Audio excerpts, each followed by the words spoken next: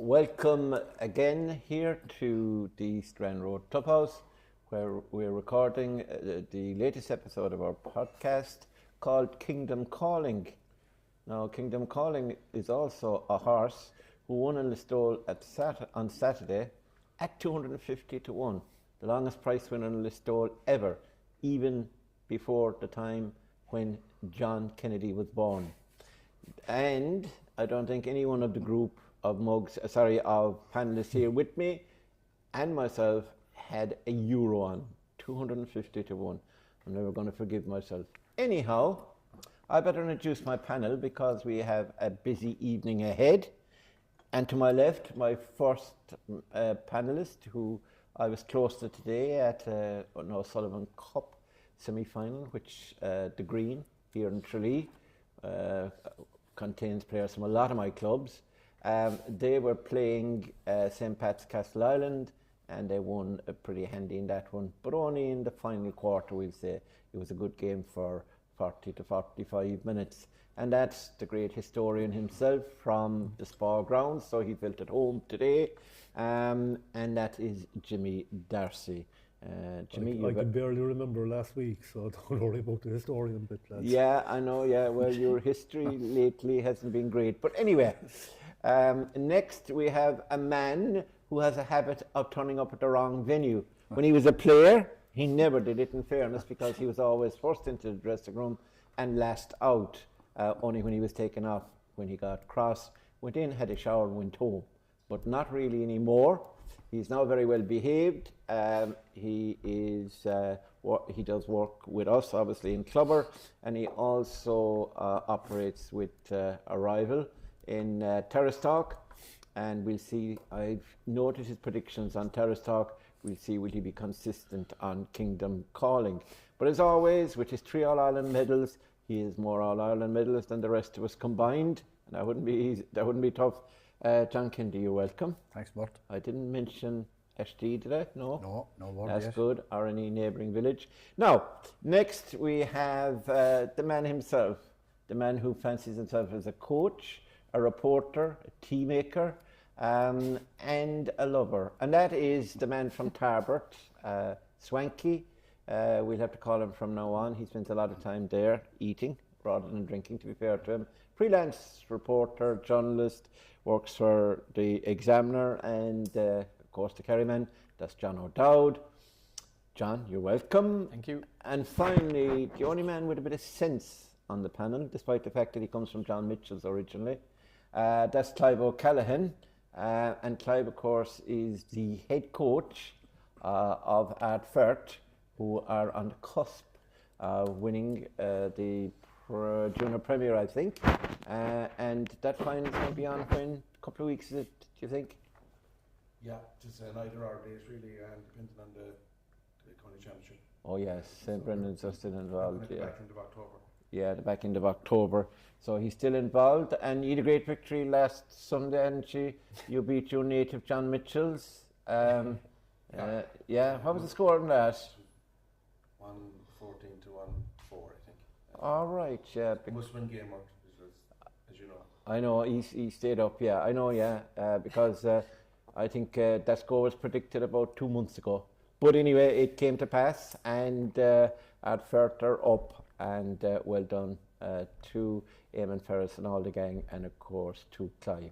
So you're very welcome, Clive, and we have a few topics just to entertain us first and maybe discuss before we go into the championship. That's the Garvey Super Value Championship games of last weekend, which were live on Clubber, and of course the quarterfinals are on this weekend, and they're live on Clubber as well. And we also have a couple of ladies games coming up, but Clive said he knows nothing about ladies or women, so he doesn't want to be involved in that, so we'll have to excuse him when we get to that situation.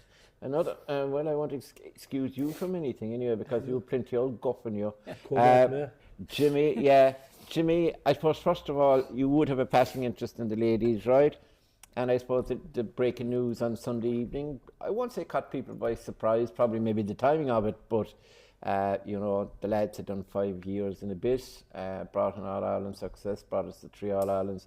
And I think overall, both Declan and Darragh, Declan Quill and Darragh Long, they raised the game in Kerry, they raised the stature of the game, the status, made it a professional setup, and introduced a lot of young girls to the game, and you know, brought it to a new level. And for that, I think everybody has to be very thankful to the 2 lads, and regret to the fact that they had to call it a day. But you know, the time involved now in inter-county management at any level with any team is tough. But what were your overall impressions of the boys? To be honest with you, by the very nature of it, very few managerial careers end happily. No one kind of wants to show you the door while things are going well. Yeah. But the lads made it clear last year, all right, kind of, you know, we're umming and ahhing because of the huge commitment it takes. We'll give one more solid go at it. We've been knocking on the door, Jesus, with years now, to be quite honest about it. And I mean, there was a phenomenal Cork team in our way. That Cork team were the best team to ever play the game, to be honest about it.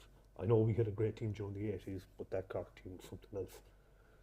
Then you had Dublin, and just when we thought we were starting to finally get a bit of a run at it, along came Meath.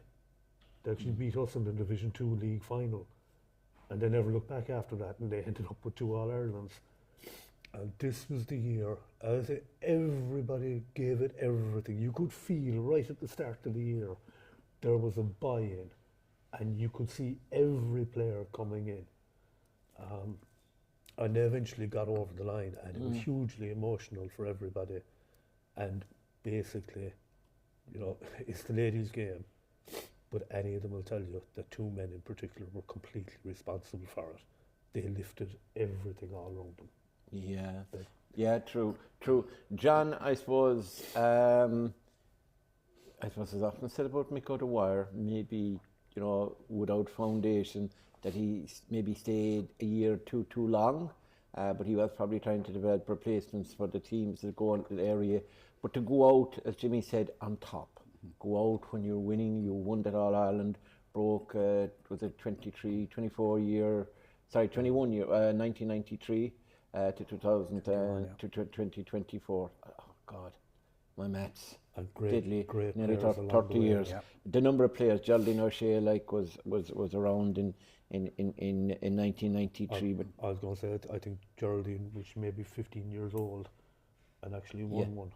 Won. Yeah. And never won another for a player. Yeah, and like some of the girls, it was amazing. John, like some Bernie Breen. Yeah. I'd say Mags Donoghue never won one. No. I mean, there was a player who deserved to win one. Yeah, you know? It is what it is. Emma Costa, Emma Sherwood ended up not winning one. She had a baby this year. John, Jimmy distracted me there because he answered your question and his own question, which is not strange. That's it. Be good from now on, or I'll complain you to your mother. And John, you know what I'm saying. Going out and top, the lads, they gave it great, and you know yourself from being involved in being serious in inter-county management how difficult it is. You know, getting to and from training, planning drills. You know, keeping everybody happy. If you've got 30 girls, 34, whatever's in the panel, you're trying to treat everybody, keep everybody happy. And I think the lads during the National League, if I can remember correctly, they gave everybody a go. Yeah. So tough, isn't it? It's a tough gig. Oh, it's a tough gig, and you know, when you win, everything is great. But when you lose, and there was a few tough years, you know, we were in Croke Park 2 years in a row. We came down at the wrong side of it. Yeah. And you know, there was talks last year, would the lads stay on, would they give it one more go? Yeah. They felt there was something there, but I think it goes back a few years when Sean Welsh came in as chairman. Yeah. I think he put structures in place, to be fair to him. He did. I think he changed things around. He did. And you know, he appointed the 2 lads. He got them. He did. They were involved with the minors, and he transferred, because they had gone through a few very bad years. We won't go into it. No, but and it's no reflection on anybody, but you get. But I think Sean has been there, you know, as chairman of the Kerry County Board for long enough.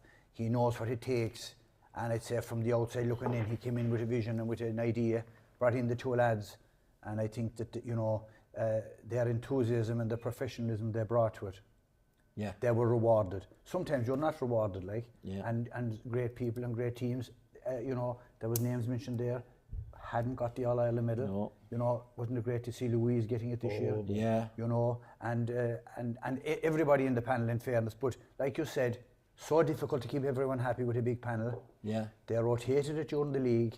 Yeah. You know, they got the strength and depth, I think. Yeah. And, you know, they had a great day in Croke Park and they deserved it. And I think that it's great to go out on your own terms. Yeah. Yeah. No regrets. Yeah. And, you know, fair play to them. And they have Kerry up at the top table now. Yeah, they have. And it's a difficult place to get to, but it's even more difficult to stay there. Yeah, John, like the two boys are the head honchos, but there's a few more as well, I'd say, involved in that setup that, you know, you can attribute part of the success to, or being a big part of the success with the roles they played. And I suppose the other thing is, while I was at the All-Ireland final when Meath beat them, I remember, you know, when you interviewed the players in the bowls of Croke Park after, and then because of another game we weren't able to get in there and we interviewed them, and I remember talking to, we did get in there, talking to Declan after outside. He was very disappointed, like, you know, it was one they felt they had let away. They were in charge for a while and then suddenly Meath got a goal. But I think the one that hurt most was Dublin. They were on the back foot from the start. They were steamrolled, and that Dunn girl at midfield, God, and they were destroyed. Do you think that the hurt of the 2 years, but particularly the previous year against Dublin, combined, and then he strengthened, he brought in PJ Reedy, I think. I was just going to say... But this year, do you think that made a difference? Yeah, I was just going to say, I think one of the biggest characteristics of the lads, which they deserve the utmost credit for, is at the end of last season, after losing the second All-Ireland in a row, they weren't set in their ways. They weren't so stubborn that they said it's our way or no way. They realised that something was stopping them from getting over the line on the biggest day of all, and they said, we have to make some changes here. Do you know, it's a great characteristic from any human being to say to themselves, we don't know everything, we need a bit of help here as well. And bringing in the likes of PJ Reedy and maybe one or two others, there were some fresh voices for the girls to listen to. And like John will tell you, after any management team that has been there for, maybe they were there 4.5 years at the time, players, they could be as close to you as they can possibly be, but at times they need someone else talking to them. They get sick. They do get sick of listening to the same voices after 4 or 5 years. That's how, I don't know how the likes of Mick O'Dwyer kept it going, like Ferguson and Wenger in soccer, Sean Boyle and Mickey Hart, you know, people like that, how they managed to keep it going for year after year and bringing success, because most players, they do like something new after a while. So for Declan and Darragh to say to themselves, yeah, we need to change this up a small bit by some new tactics, some new personnel involved, I think they deserve the utmost credit for that, and they deserve to leave now on a winning note, because of, like, they've taken Kerry Ladies from here to the very top, to the very pinnacle, and like, even though there are maybe one or two players who might think about calling it a day now, a lot of these girls are still not even in their prime yet. Like, there is a fierce opportunity for whoever takes over to build, because as we've seen in recent years with the Meads and the Dublins, when you get one, it has been happening a lot that you get the 2 in a row and maybe even the 3 in a row. You just ride on the momentum, and they come back with increased confidence. Like, imagine you win an All-Ireland final now by 12 points, which was it 12 points they did? They beat Galway. You're going to come into the new season with fierce belief that you can go and do it again. Yeah.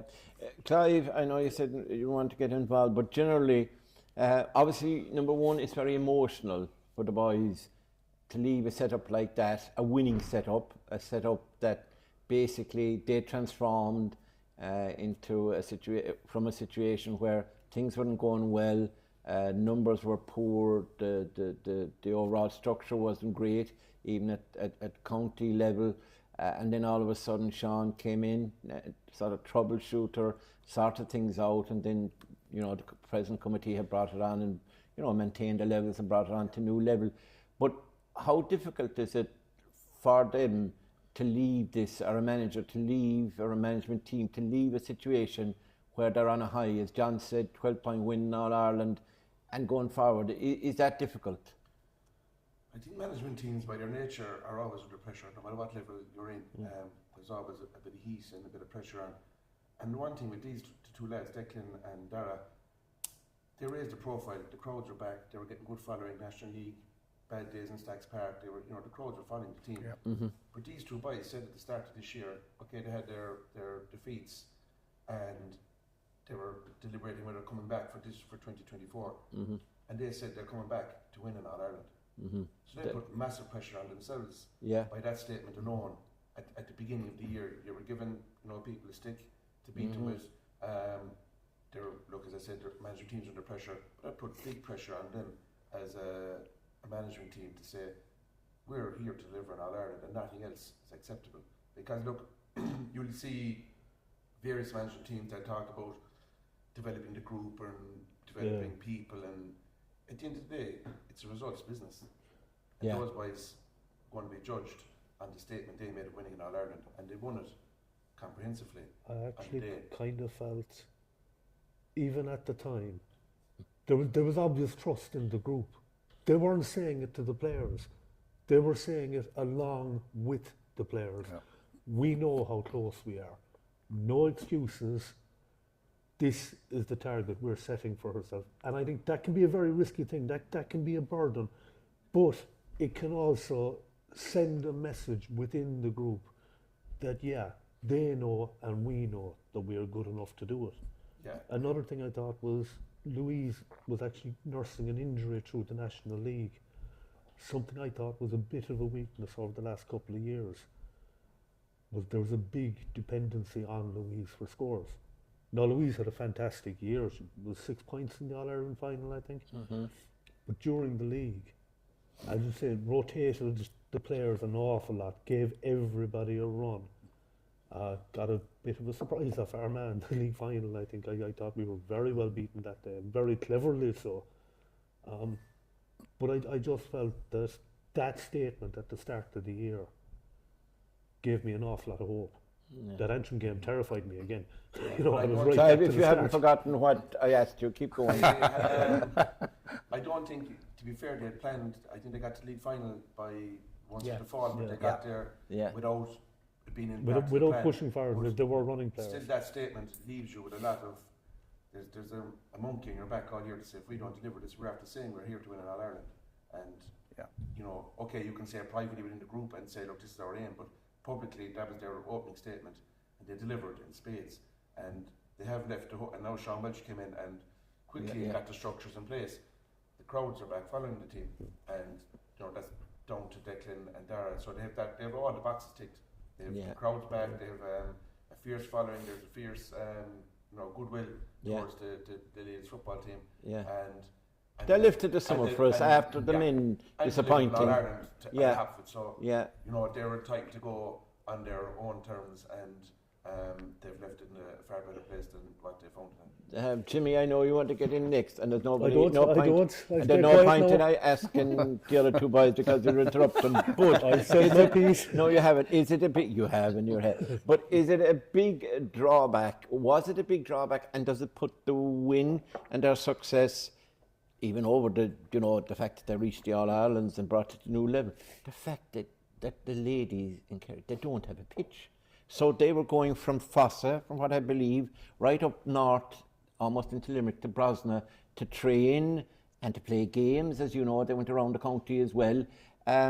It was very, very tough going. The winters that we had and the times they were training, we often met them before big games, as you know. We often met them here, actually. They were given this Council rallies, to play the Council rallies as well, and they'd have to close the doors there themselves, turn the lights off. I think even Declan used to go up with a screwdriver, and if there was a bulb wrong, he'd put it back. He's that talented, by the way. He's an electrician. For the Kerry ladies, it's an even bigger issue for Kerry Camogie.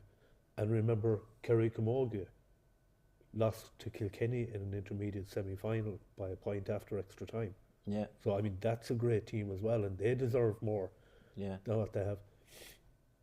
Hopefully, and this will be a bit contentious, okay? We know that the LGFA, the Camogie, and the GAA That's our Christmas week are program. looking to kind of Merge. not quite merge maybe just yet, but at least Get bond on. much closer, share fixtures and facilities and so on. Yeah. All my life, I've been in favour of it. They're playing the same game. Yeah. Do you know? I mean, But how are clubs going to get are we fields okay for with them Jimmy? having the right to vote? Is it okay if they can drive? Then why the hell can't they play then the two same of them, game? Jamie, I two of them just- passed me in a car today, going up a hill, coming up the hill there as I was coming to this thing, and they almost killed me. Two women. If I could have caught up to them, only my car wouldn't go fast enough.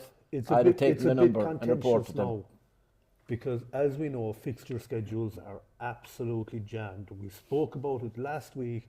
We can't even find a single weekend to manoeuvre, and that does extend down into Cushnan and Oak. There are a huge amount of games played. So Jimmy- adding in the ladies is going to be a bit, it's going to add more congestion. Jimmy. But it has to happen. Jimmy, just- I know you're in coming them on, are you aware? Right? I have to tell you this, right? The biggest problem I have I don't is think you're that- allowed to ask. Is he allowed to ask me a question like that in this day and age? Yeah, I listen, we are I not don't part know. of the woke brigade. I want to talk to HR. Well, you're talking Go to him, on. right? Now, just the only problem I have with all that is, number one, I know there's a move for it, and the former president, is it Mayor McAleese or whoever has been involved in it. The problem I have with that is this, right? Not like, I covered Camogie and I have Yeah. been for years, and the ladies back in the day, etc. absolutely. So no You were one problem of the with first this. to be doing it in this county, in fairness. I was, yeah. I was there before there was even a ladies' football I'd swear in this county. But anyway, you were spot on. Thank you, Jimmy. That's the first compliment you've given me in 25 years. The thing is, I didn't say you did it very well. all right. Will I mention the O'Sullivan Cup semi-final report? Go on. No, I won't. Right. Now, what I'm saying is, have clubs got enough pitches? They're struggling at the moment, as John will tell you, to field their own teams. They have underage teams. That's what I'm If saying. you're going to throw the ladies and the Camogie in on top of clubs, Absolutely. where are they going to fit? It's a logistical nightmare. But I think for everybody's sake, I mean, for me, the games are about community. Right. And community is about men and women, boys and girls. What size is your backyard? Try go as close as you can to equal opportunity. I remember when I was growing up, my registration with SPA, I think, was a tenner. And for that, between East Kerry League and Championship, on the understanding that any team with me in it is going out in the first round of the Championship, like. Yeah, But I'd still, that's for sure. I'd be guaranteed county league and so on. I'd be getting about 20 games a year. If we lost every single one of them, you'd still have about 20 games a year. The girls, Don't look might at an have Nash team in 8, and say that. and their registration was 70 because the Yeah. ladies county board had to pay to rent pitches and so on. It was it was smaller Yeah. organisation. Look, we can't spend it, but I agree with you. I agree, But all I'm saying is, with unless the idea that it's a logistical nightmare. I Yeah. still say it has to be faced. We have to find workarounds. I'm not saying this year or next year, but over the next decade, we have to find solutions. One yeah, of the well, I things agree about with you. it- Next decade, but they're saying 2026. I don't agree with that. I don't think it can be done No, realistically in that unless you timeframe. give some of your land No. close to the sport One of- pitch. One of the things that I did like when I was looking at the criteria for the local sports grants, and in fairness, Kerry did very well out of the local sports grants. Very well. A lot of clubs got huge help. One of the criteria was multi-use facilities. Yeah, So, for example, my own club hosts Killarney Camogie Club. We host the Kerry Sports Stars. Now, we would be doing that anyway. I promise you there was nothing cynical in it. and you got extra money. But that does help you. You're not told how much of a difference it made. You're just told whether you were successful or not. And you have to have your paperwork and your planning right and so on. It's money specifically targeted. You can't just say, we'd love to have 40 grand to spend. You have to say, we're looking to build a dressing room or build a stand. Or, you must have a specific purpose for it. But at the same time, the fact that that's multi-use, and maybe that can help clubs alleviate the burden a little bit. I don't see a developed system in place by 2026. Very good. No, just one small last point, and I won't dwell on it too much. We knew for ages that the ladies' county finals were on in Stack Park this coming That was Sunday. going to be my next question. Are you reading my mail? You see, it's very complicated. You're basically making fixtures that you pointed out again last week when you were talking to the clubs, John. It's like juggling chainsaws. There's so many vested interests, and each of them has a good argument. But there really should be no need to plonk a men's quarter final in the middle of their big day for domestic ladies football. Charlie, sorry, I mean Jimmy. That's how dare you? How dare you? Tell me, what's your view on that? I was going to ask just a quick. I think if the ladies board were promised, Stack Park for that Sunday, well then that should have been sacrosanct, as even a gesture as well as everything else. And it can bring equality into it and diversity and the whole thing. But I'd bring it down to just local. A lot of the girls playing in that have brothers playing football in the county, etc. So the GA is a family, it's a community. Okay, different governing bodies, we understand all of that. But I firmly believe, and I've sometimes been, what was I described as recently, a poster boy for the Kerry GA, so I'd be seen as one of the guys who would be on the side of the Kerry GA, unlike the 4 of you who normally are talking against them. Jeez, right? I just have visions of Lord Kitchener pointing his finger and saying, I want you. Yeah, and well, I definitely wouldn't want you. But what I'm saying is that, do you think that there is a problem here? East Kerry or St. Kieran's? Tralee was a fair call there, to be fair. No problem there. You wouldn't expect St. Kieran's to go. I'll ask Clive this question because he looks very intelligent and he looks interested.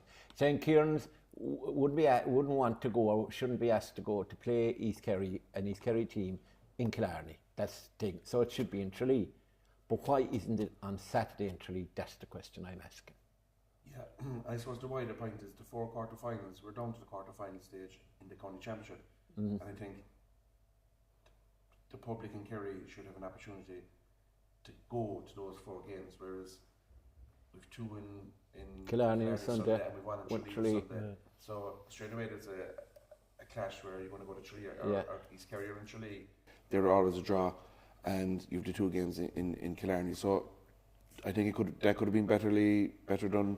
To give everyone a chance to go and watch 2 double header in Tralee on Saturday evening and Killarney Sunday. Killarney, and the ladies have their Stack Park. Now, obviously, there's a communication issue somewhere that someone didn't get a memo that, and I don't know who was at fault or was anxious to get the extra day or something like that. There's a lot of competing interests. Well, there's 7 days. It's St. Kieran's. East Kerry had no problem. They've had a 2-week break. I don't think you can talk about someone looking for an extra day and saying that that's fair when Kenmare have to play 6 days after they played Mid-Kerry in the toughest game of the round 3 fixtures last weekend on a Sunday in bad conditions in an epic encounter that took a lot out of both sets of players. And they only get 6 days, and they have to play on Saturday. So anyone that was looking for 8 days instead of 7, in my opinion, doesn't have a leg to stand on if Kenmare have to play after 6 days.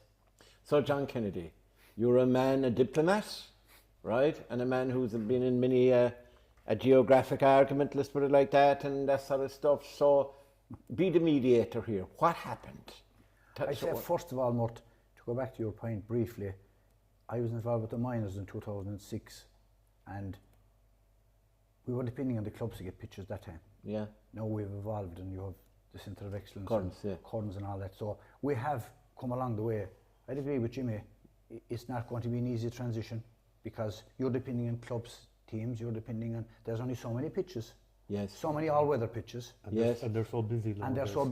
I know ourselves. We have a new all-weather pitch at home, and it's top class. And we're facilitating the BL ladies, different age groups, and also the North Kerry team that were successful. Ashley was their headquarters. Very good. But you have to be realistic about it. When you hit bad weather, you have to pull the plug at different times. That's right. And you have to be practical. But we have improved, There are pitches, but we'll need more. Yeah. And I think the communication is the big one. I feel there's probably a lack of communication. And look, like Clive said there about games, the quarterfinals were on. You'll have Clive involved with one team and he wants to play in Tralee, and you'll have John involved with another team, he wants to play in Killarney. And you have to, there's a happy medium. But I think it's a lesson. Communication has to be open. It has to be transparent. And, you know, the fixtures, it's very difficult to put in venues the week before the game. You have to wait until the games are over. Yeah. Is it an ideal situation to have a quarter final early on Sunday and 2 ladies games afterwards? Maybe But not. there's only, well, there are technically 4 dressing rooms in Austin Park. There are only 2 really fit for purpose.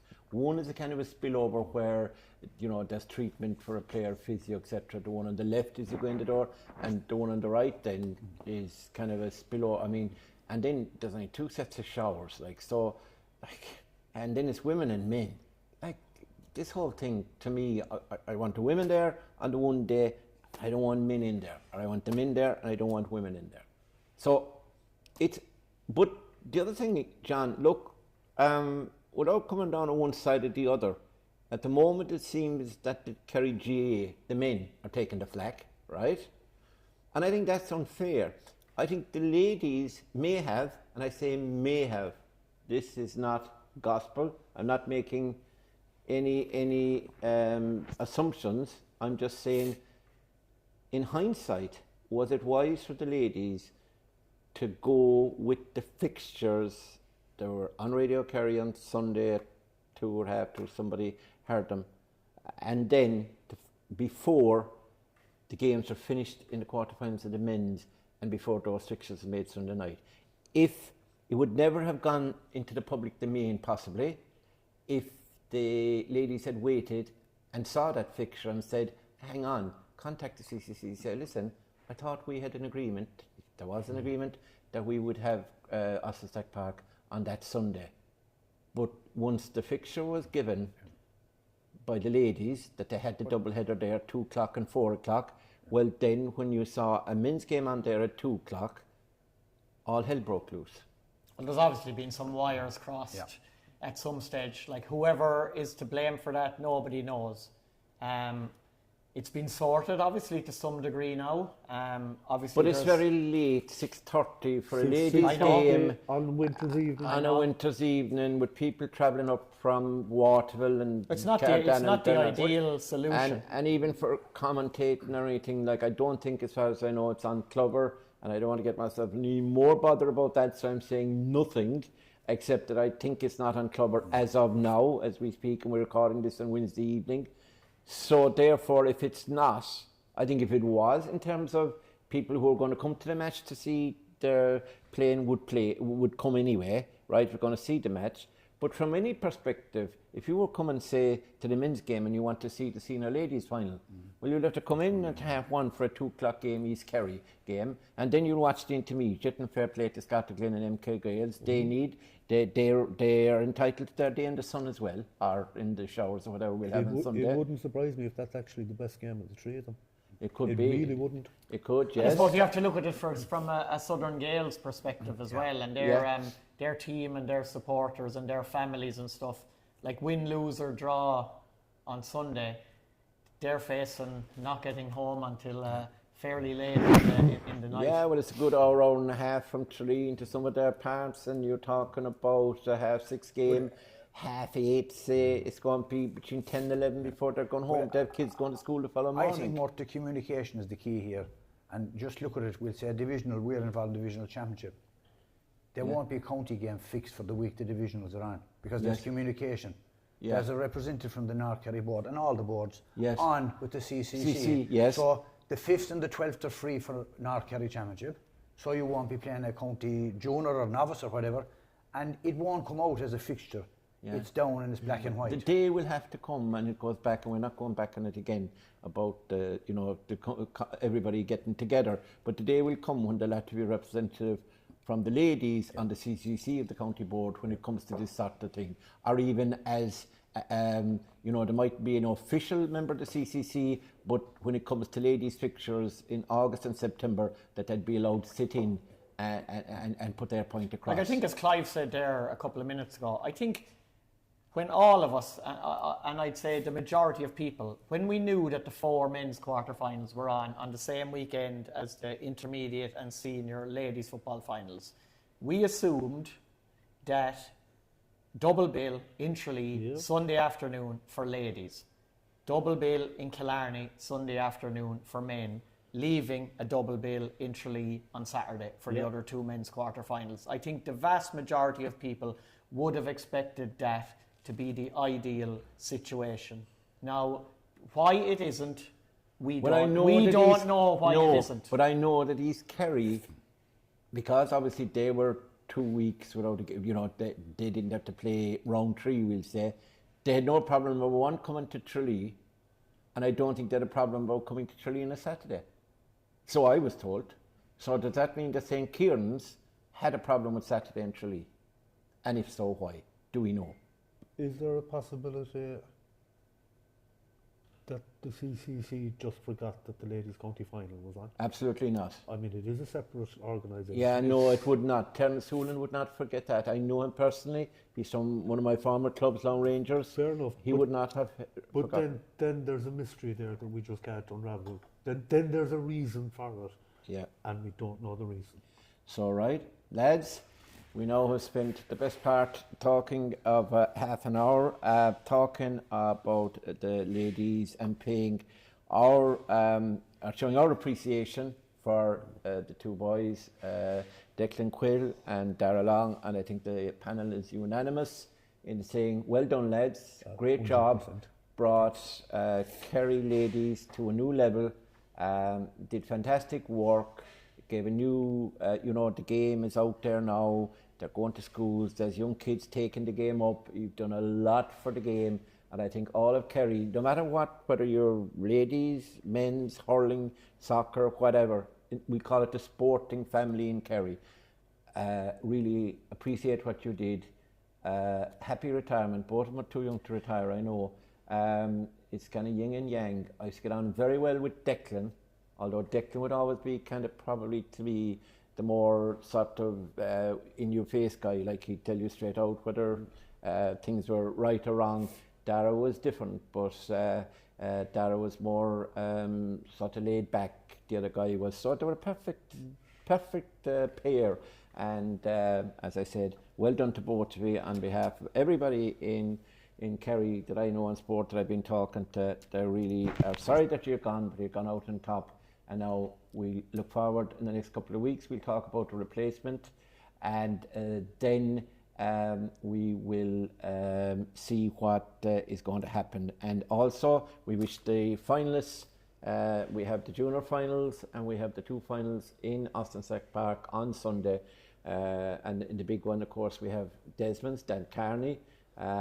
Is in charge of Castle Island Desmond's. They're playing Dan Fitzpatrick, led Southern Gales. That's going to be a good match. That's the senior final at 6:30 and at 4:30 it is. Yeah, 4:30. They've left it, knocked it out a little bit. 4:30 we have the intermediate final between MK Gales. That's Milltown, Listry and Castlemaine. Sorry, Keele. Oh God, I'd be killed. Where I had my little fall. Was it you that pushed me? MK Gales, we'll have to be shouting for them the next day. Murt's niece will be playing in that game. Yeah. And I'd just like to say she's a way better footballer than he ever was, and she's way quieter. I actually wish her the best of luck. Right, on that bombshell, I am now silent, and we will return with the second half of the show, looking back and looking forward to the Garvey Super Value County Football Championship.